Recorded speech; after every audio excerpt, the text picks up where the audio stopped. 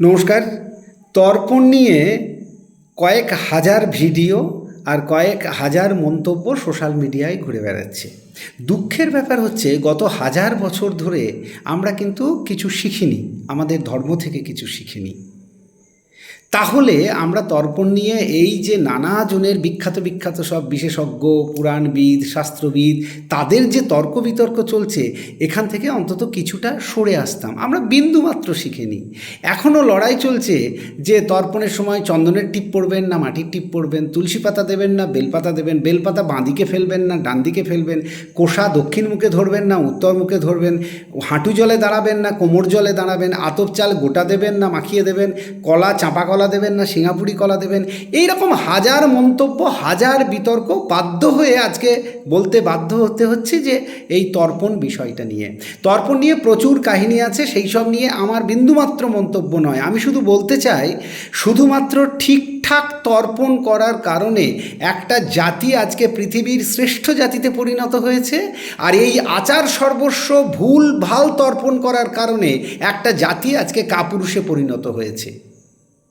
তর্পণ শুধু যে পশ্চিমবঙ্গে বাঙালিরা করে বা সনাতনী হিন্দুরা করে তেমন তো নয়। একইভাবে অন্য রকমেরই একটা তর্পণ হয় একই উদ্দেশ্য নিয়ে, সেটা হয় ইসরায়েলে। আগে আমি তাদের কথাটা বলি।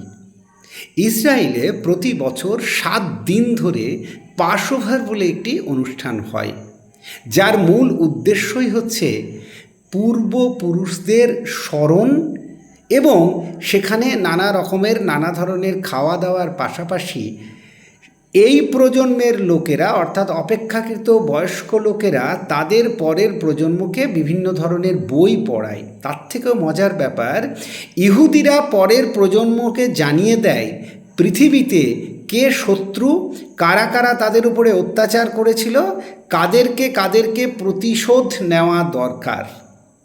2000 বছর ধরে ইহুদিরা পুরুষানুক্রমে এটা করে আসছে, অর্থাৎ পূর্বপুরুষের গর্বকে স্মরণ করা এবং লড়াইয়ের জন্য সেই জাতিটাকে প্রস্তুত করা যে এরা তোমাদের শত্রু, এদের বিরুদ্ধে যদি পারো কোনোদিন প্রতিশোধ নিও। দুঃখের ব্যাপার হচ্ছে তর্পণ আমরা 15 দিন ধরে আমাদের পূর্বপুরুষকে স্মরণ করব।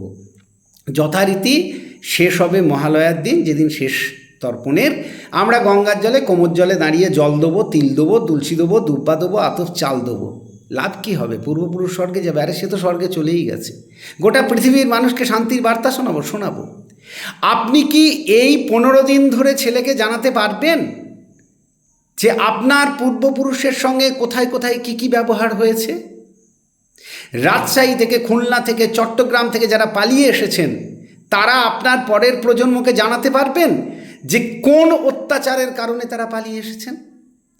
পশ্চিমবঙ্গের একজন বিখ্যাত পুরাণবিদ, যিনি 1951 সালে বাংলাদেশ থেকে পালিয়ে এসেছিলেন, তিনি জ্ঞান দিচ্ছেন, তার প্রতি পূর্ণ শ্রদ্ধা রেখে বলছি, তিনি জ্ঞান দিচ্ছেন যে আতপ চাল দেবেন নাকি তুলসী পাতা উল্টে দেবেন না সোজা দেবেন। একবারও বলছেন না ঠিক কী কারণে তার পূর্বপুরুষদেরকে বাংলাদেশ ছেড়ে পালিয়ে আসতে হয়েছিল।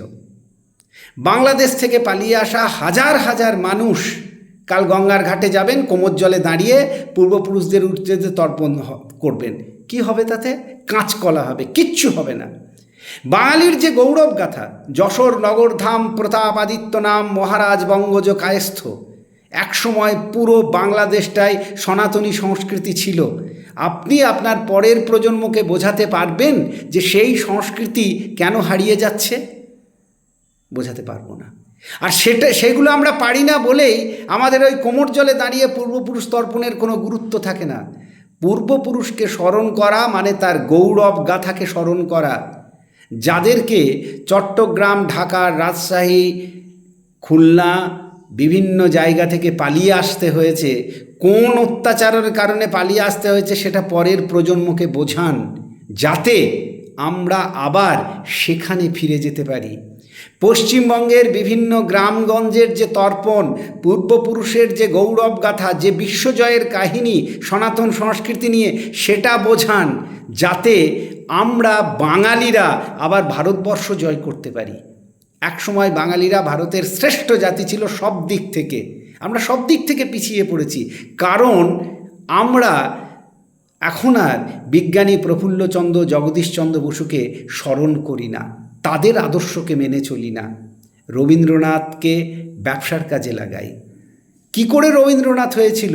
বিবেকানন্দকে আমরা ভণ্ড বলি, তারপর ছেড়ে দিই যে বিবেকানন্দ বেকার যুবক। রামকৃষ্ণকে পশ্চিমবঙ্গেরই এক শ্রেণীর মানুষ বলেছিলেন মৃগীরোগী, তাদেরকে আমরা ছেড়ে দিই। আমরা পরের প্রজন্মকে শেখাই না যে আমাদের পূর্বপুরুষ অত্যন্ত গৌরবময় ছিল এবং যারা সেটাকে নষ্ট করেছে তার বিরুদ্ধে ব্যবস্থা নেওয়া দরকার, যেটা ইসরায়েল বা ইহুদিরা করে বলেই মাত্র 90 লক্ষ ইহুদি আজকে 15-20 কোটি তার শত্রু সেগুলোকে সিধে করে রেখে দিচ্ছে। আর আমরা 10-12 কোটি বাঙালি সনাতনী হিন্দু আমরা পড়ে পড়ে মার খাচ্ছি। আমরা লড়াই করছি যে কপালে চন্দনের টিপ নেবেন না মাটির টিপ নেবেন, ডান বগলে আতপ চাল দেবেন না বাঁ বগলে আতপ চাল দেবেন, এইসব নিয়ে মারামারি করছি। সময় হয়েছে এগুলো ছাড়ুন। তর্পণ করতে হলে সেই সব পূর্বপুরুষদের স্মরণ করুন, সেই সব ভূমিতে ফিরে যাওয়ার চেষ্টা করুন যেগুলো আমরা ফেলে এসেছি। সেটাই হবে প্রকৃত তর্পণ। গমর জলে দাঁড়িয়ে আপনি জল দিলেন বা না দিলেন তাতে কিচ্ছু যায় আসে না, যদি আমরা আমাদের গৌরব উদ্ধার করতে না পারি। না হলে আমাদেরকে যেরকম বাংলাদেশ থেকে 2 কোটি মানুষকে পালিয়ে আসতে হয়েছে, আবার ভবিষ্যতে অন্য কোথাও অন্য কোনোখানে আমাদেরকে পালাতে হবে। সুতরাং সময় থাকতে সচেতন হন, এই রকম ধর্মীয় আচার সর্বস্বতা নিয়ে মারামারি করবেন না। পূর্বপুরুষকে স্মরণ মানে পূর্বপুরুষের বীরত্ব গাথাকে স্মরণ, সেটাকে মনে রেখে তর্পণ করুন। ভালো থাকুন।